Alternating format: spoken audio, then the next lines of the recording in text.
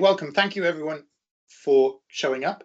My name is Jon Bocklemann-Evans. I will introduce myself in a moment, but I want to get straight in to lancing the boil of, yes, I'm going to encourage you to laugh. So let's do that straight away. So just take a nice, slow, deep breath in. You don't have to do any movements. You just take a nice, slow, deep breath in.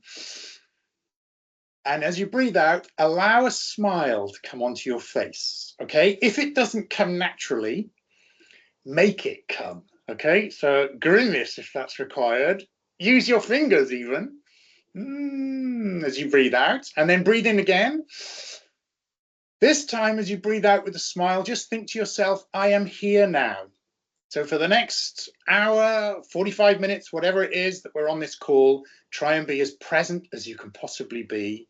And then one more nice deep breath in.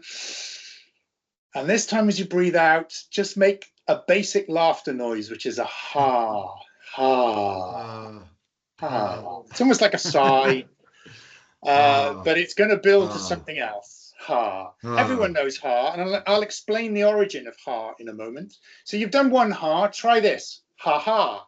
Ha Ha ha ha. ha ha. Ha ha ha ha ha ha ha.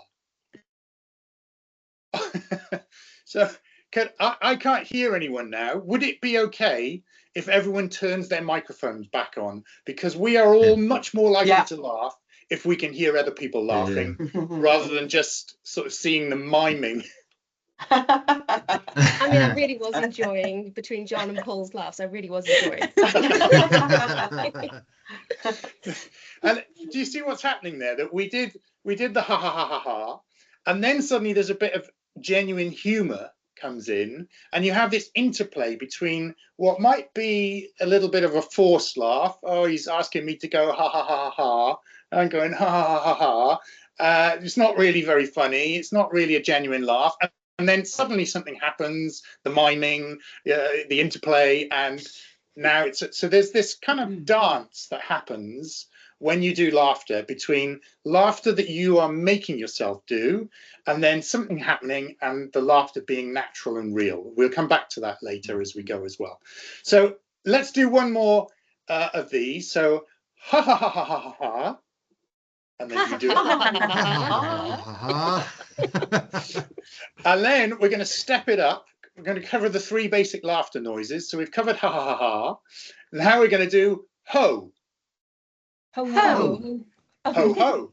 Ho ho ho. Ho ho ho. Ho ho ho. Ho ho ho ho ho ho ho ho ho.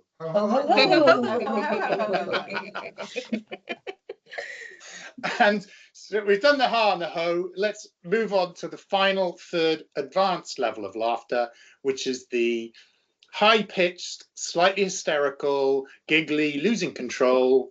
Hee.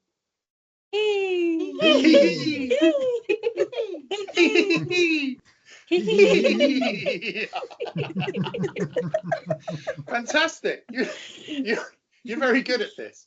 So let me ask you, what's going through your head when I'm asking you to do these things? Can someone either well, we're a small enough group, I think you can just chat. If there's 20 people, then we need hands up. But if with just a small group, what happens? What's your thought process? Yes, Paul. Feeling silly, feeling a bit silly and a little bit self-conscious. But that in turn makes me want to laugh more. It's kind of like part of the whole thing. It is part of the whole thing. You're right. Anything else from anyone else? I feel a bit vulnerable and exposed. Yeah. And I would say that those thought processes where you feel a bit vulnerable, a bit self-conscious, are completely normal and natural. And virtually everyone, the first time they do this, has those. Some to a greater or lesser degree. So some people it's small and they can push through it very easily. Lots of people in the middle, ooh, I'm not sure, but as they get into it, some people, the volume of the little voice inside their head is quite loud and they find it difficult to overcome. But that little voice, the more you overcome that little voice, because if it's holding you back from laughing, which after all is one of the most natural things you can do in the whole world. If that little voice is saying, you look silly, what are people thinking? This is making me feel awkward about something as basic as laughing. What is that little voice likely to say about other things that you might have to do, which could be a lot more challenging than laughter? So the little voice, your ego, can really hold you back from doing something as positive as just laughing. That said, also I get, if you're out with your friends, you would laugh and there wouldn't be the little voice, because then it's totally natural. You're laughing in an alien way. You know, we've got multiple layers of technology separating. If we were all in the same room, it would be a lot more easy anyway. You're laughing with comparative strangers. You're laughing in the middle of the working day. So there are a lot of things, little flags in our head saying, well, this is not the time for laughter. This is not the right environment. But I disagree with that. I think there are virtually no times when laughter is not the right thing to do. Of course, there are times when people need to be deadly serious. I get that. But outside of the most serious, I'm doing surgery, do not disturb me, do not make me laugh at this point where I've got someone's heart in my hands. Apart from that, outside of that, as soon as the surgery's over, I want laughter. And I think everyone could benefit from that. So my name is Jon Bocklemann-Evans. I have been self-employed for the last 24 years. I started off in healthcare as a physiotherapist, worked in the NHS. I quite quickly ended up in a clinic within the NHS here in Cardiff that treated people with stress-related illnesses. They taught me cognitive behavioural therapy in that clinic. I then went on and qualified as a psychotherapist. So now it meant I could help people from a physical and a psychological point of view at the same time. Mind-body medicine, which 25 years ago felt a bit out there in the NHS. It was like really daring. Patients loved it. Managers hated it. Couldn't put you in a box, so they were like, then I was invited in 2000 to run a training course to help teachers manage their stress. That course proved very popular. Within a couple of years, I had so much training booked that I left the NHS. I've been self-employed ever since. And I've run somewhere like 1,000 training courses over the past 20 years. Started in schools, but it migrated into the corporate world. And my clients have included Nike, Dow Chemicals, Merck Pharmaceuticals, EE, and all points in between. I've traveled all over the world doing it. And I had my best year ever in 2019. And I was like, yes, I've made it. I'm a corporate trainer. I'm invited to conferences. You know, there's a thing about going from being a trainer to a keynote speaker. Like, what's the difference? It's an extra zero on your fee. Wow. So I was like, yes, I'm there. And then the pandemic came and all my bookings got cancelled. And by the summer of 2020, I was feeling pretty down about things. My wife had left her job as an academic to work with me in my business. We've got 2 teenage kids. My mother lives in the same house as us. We have lots of outgoings and suddenly 0 incoming. Burning through our life savings at a rate of knots just to make ends meet. And in the summer, I was really pretty down about things. And my website designer said to me, John, I know you're a bit down. Have you thought about trying laughter yoga to cheer yourself up? And I was like, quite frankly, no, I haven't. It was just not on my radar. I'd never really, if I'd heard of it at all, it was like some weird thing that people do at Glastonbury when they're off their heads, you know, laughter yoga. That was it. So I was a bit skeptical, but I went on the webinar. And within 5-10 minutes, I was transformed. It completely changed my view of things. And I decided to integrate laughter into my professional offering very slowly, without referring to it as laughter, if that's possible, because I felt it kind of undermined, devalued, threatened my authenticity and my position. It felt a bit left field. But I also decided to train so that I could run laughter classes. And as soon as the lockdowns lifted, I started a laughter class. across the road in the community hall, and that proved to be really popular. And I could see the benefit that people were getting just from laughing. So then I carried on with that laughter class. I started integrating elements of laughter into my training courses as they came back, after the pandemic. And then in January 2023, I went to India for a week and trained with the guy who started laughter yoga off, so that I can now train other people to become laughter practitioners and run their own laughter classes and laughter clubs. So I give you that as my background. That's how I got into laughter. And then in the autumn of last year, a friend of mine who works with people who have Parkinson's, she said they really struggle. Their life has been turned upside down by this condition. It puts huge stress on them, on their partner, on their carers, on their family. They would love, I'm sure, to do some laughter. So I did a laughter webinar for them, a bit like this. I don't know, perhaps 30 people on there, most of whom had Parkinson's or were the carer or partner of someone with Parkinson's, and they absolutely loved it. And since then, I'm working with Parkinson's UK. We're looking at getting some research funding, and Laughing Fit, which is the brand under which I'm doing this.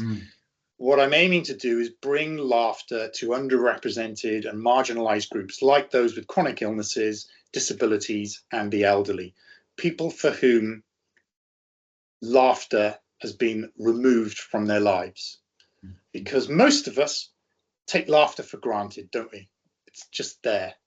It's part of the fabric of our world. In fact, we barely notice it. So let me ask you, just go into the imaginative part of your brain now and try to imagine a life without laughter. Imagine that it's no longer accessible to you.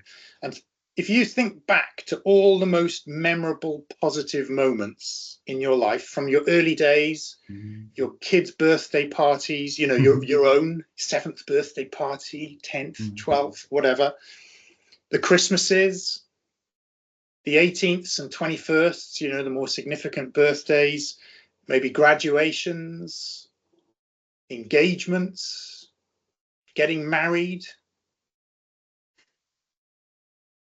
milestone anniversaries, the best holidays you've ever had, the best nights out you've ever had. Imagine those without any laughter involved. What unites all of them, the common thread that runs through all of those high points in our lives, is laughter. And it's not surprising, really, because laughter is coded into humans. It is the glue that holds our society together.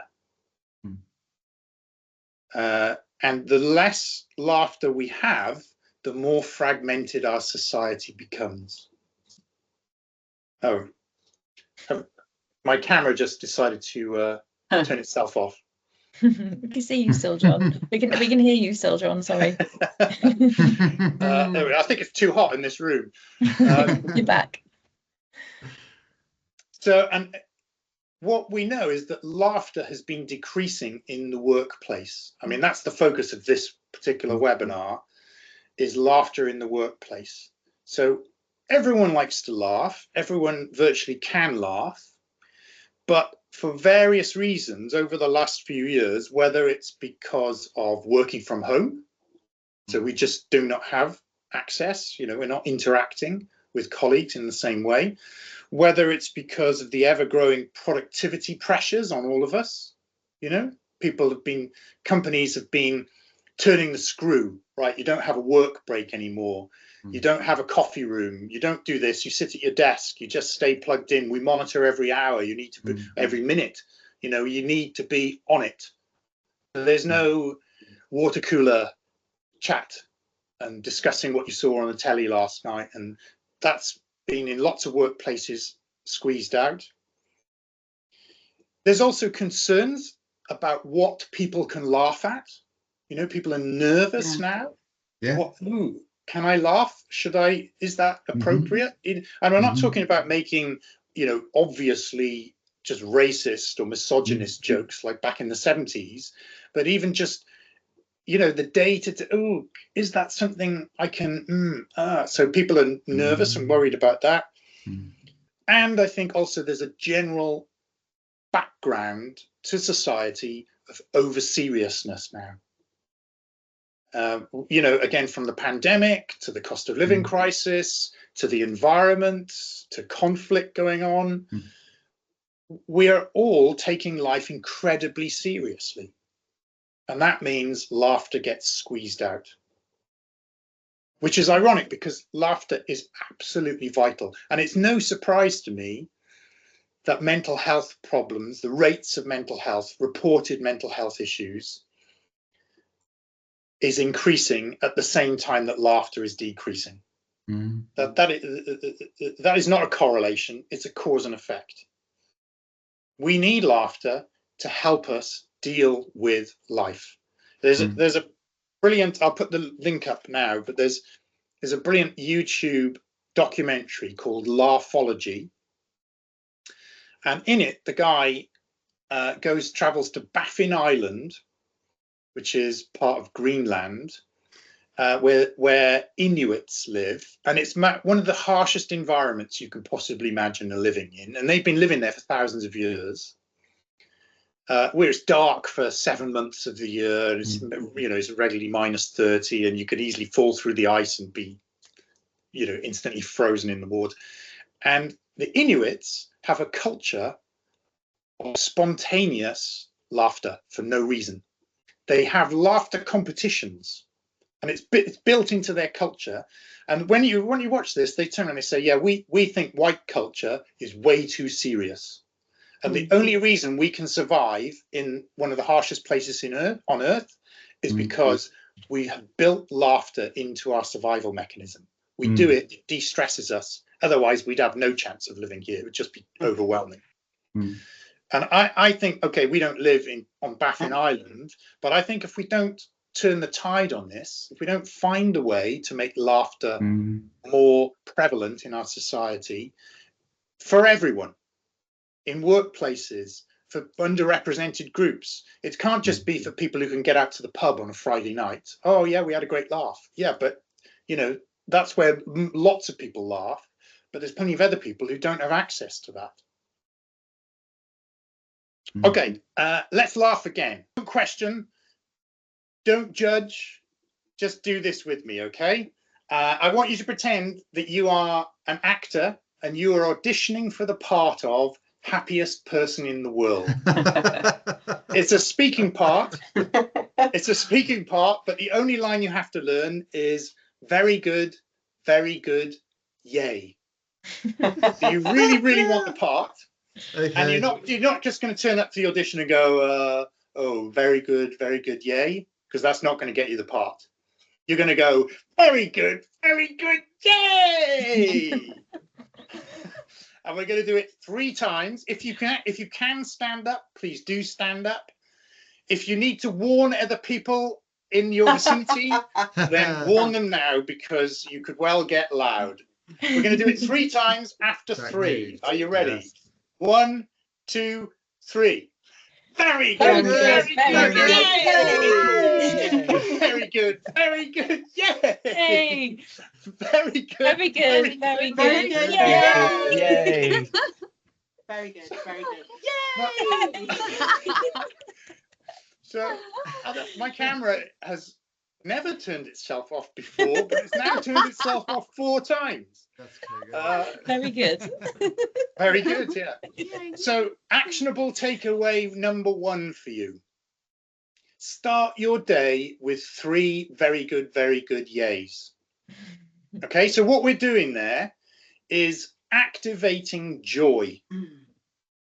Joy is expressed by every human on the planet in the same way. We all collectively, when joy is totally spontaneous, we all do it in the same way, and that is laughing and smiling with eye contact.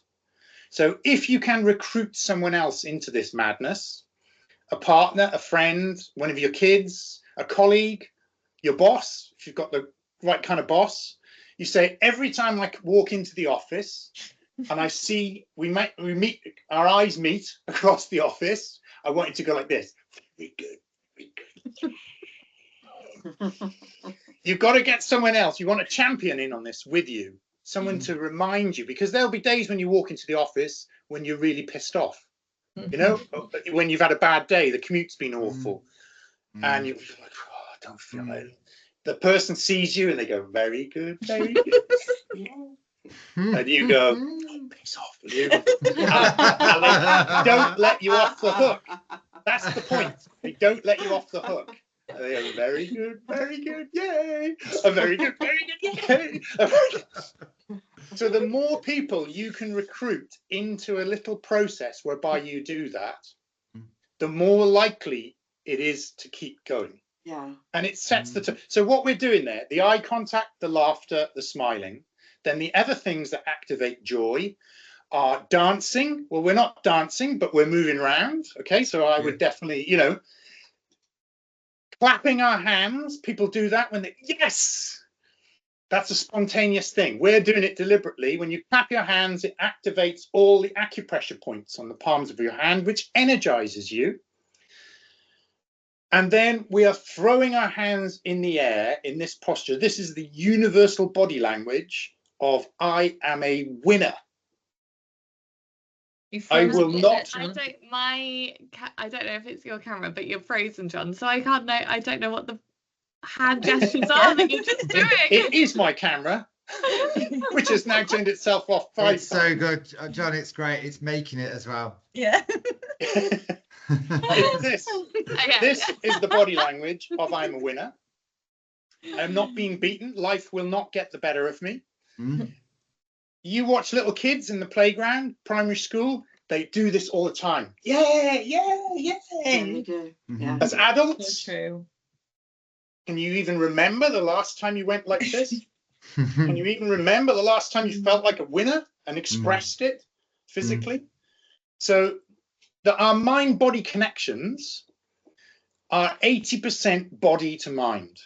So mind-body makes it sound like it's a 50-50 arrangement, but it's not. Our body is far more influential over our mind than our mind is over our body when it comes to this stuff. So if you want to activate the right mood, do it using physical things. It's much easier and quicker and more effective than trying to do some complex psychological, like a reframe, like a CBT. Oh, no, let's analyze my thoughts now. Yeah, okay, there's a place for that. This is not it. Do it with physicality. So actionable takeaway number 1, very good, yay. Every day. Even if you're on your own, get out of bed. Scare your partner half to death. Very good, yay. It will lift your mood. All sorts of endorphins and happy hormones are released very quickly when you do this. Humans have a tendency to notice negative things more than positive things. That's a survival mechanism. Negative things might be a threat to us, so we pay attention to those things because, you know, get it wrong and it could be consequences. So all this positive stuff happening in our life, yeah, whatever, not noticing that. I'm focused on the negative. So focusing on the positive, finding the positive, what a great thing to do every day. What a great habit to put in place. So John, if we know getting that moment of laughter, then how would you recommend to first introduce it into an office environment? Because it's obviously quite a tricky one to. So you have to, first of all, you have to accept that some people won't do it. And you can lead a horse to water and all that, but you know, some people won't. Worse, some people, you know, they won't do it, but they'll just let you get on with it. Some people will be sneery and critical, and that. So when my camera goes off, you can still hear me talking, can you? Yeah. Okay. Yeah. All right, good. Yeah. So it might be building up to a complete and utter. It's going to turn itself off permanently. If it does, I'll just keep chatting. So accept. It is the haters gonna hate thing. You know, for some reason, when some people get happy, other people, for reasons of their own, get really anti those people. It's like they don't want other people. They're not miserable. They're miserable for some reason. They want everyone else to share their misery. So you have to accept that there'll be some people. So just leave them get on with it. The best way I would do it is then also reassure people, do what you're comfortable doing. So some people, you don't have to give them any encouragement. Bang, they're laughing before you've even started anything. Yeah.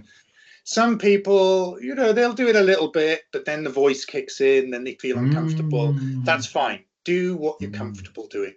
And a great way to start is the ha, ho, he that we just did, because it kind of explains laughter, where it comes from. And you can do that. You can even get quite scientific about it. You can say, well, the ho is the belly laugh. That comes from down deep in your stomach. I'll just talk rather than turning my camera. Keep going, John. You're all good. No, it's great. The ha comes from the chest. So that's mid-range, just below the moobs or the boobs. And then the he is up in your throat. So you can do some actions. I'll turn it back on for this bit. Where you can move. Does it come back on? No. Yeah. Yes. Back. So you can do some actions where you go ha, ho, he. Oh, sorry, I got that wrong. Ho, ha, he. Ho, ha, he. Ho, ha, he. Ho, ha, he. Ho, ha, he. Ho, ho, ho. Ha, ha, ha, he. Ho, ho, ha, he. You want to get people moving, and the more you do it, the less self-conscious you become. So now I suffer no embarrassment whatsoever, because I know on the other side of it is a huge neurotransmitter payoff that I feel great. I can activate joy. It's like pressing a button. And the more you do it, the more frequently you do it, it becomes habitual. And so if I'm in the car, someone cuts me up, the old me would be like, who do they think they are? I'll show you. Wait till the next light's glaring, you know, give them the stare. The new me, the laughter me, ha ha ha, ho ho ho, hee hee hee, ha ha ha, ho ho ho, ha ha ha. Get to the lights, ha ha ha ha ha ha. But not in a nasty, not in a kind of ha ha ha, you know, in a nice way. And it activates the laughter template, because I laugh every day, regardless of whatever. I just laugh every day. So for me, as soon as I go ha ha ha, everything, there's a kind of that activates a feeling of, just let it go. Don't worry, no stress, no drama. And that comes from repetition, from doing it regularly. So let me give you very quickly a little insight into the origin of where laughter comes from. So laughter predates language. It's much, much older than language. And the reason they know that is that when they take scans of people laughing, it's quite a straightforward process in terms of the physiology and the muscles. When you take scans of people speaking, it's incredibly complex. The control you need to get the right amount of air, the voice box, the tongue, the lips, and that. So all of that evolved much later than laughter. And they've identified laughter in 65 different species of animals. So no, let's clarify that. It's not laughter. Play vocalizations, they call it. So it's not recognizable as laughter to us, but even rats in the ultrasonic frequency laugh. And you have to slow it right down to hear it. Lots of mammals and some birds. And if you think about it, any of you have got a dog. We have a little Yorkshire Terrier, and when she wants to play, she makes this noise. And it's like a panting noise. Bears do it as well. And that noise signals to other dogs, I'm playing. This is not real. This is not, there's no, so they might be fighting, but it's play fighting. And they think that the evolved into, in humans,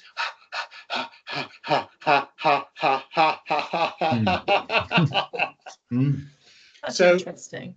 The laughter sound was a way of us signaling to other humans, you're safe with me, I'm not a threat, I'm not come here to raid your food supplies or fight for your territory.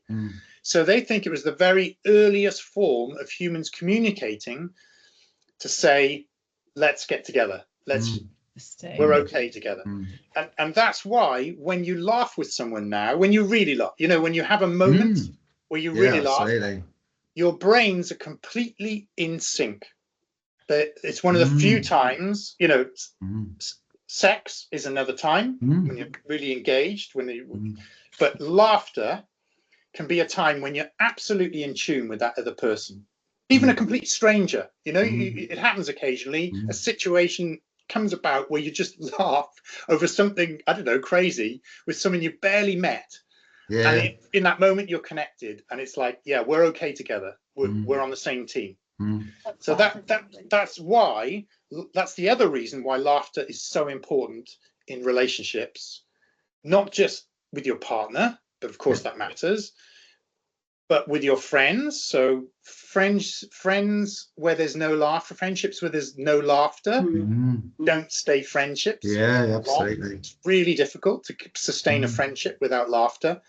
And colleagues, team members, where there's laughter, it unites people. It connects. We're all on the same team. Okay, we've got difficulties, we've got challenges, we've got to work together. We don't all agree, but we can all laugh together, and that reminds us we're all on the same side. If you don't have the laughter, then it quickly becomes, well, maybe we're not all on the same side. Maybe I'm on my side and you're on your side, and So it's really important for team leaders to encourage a culture that where laughter is allowed to happen.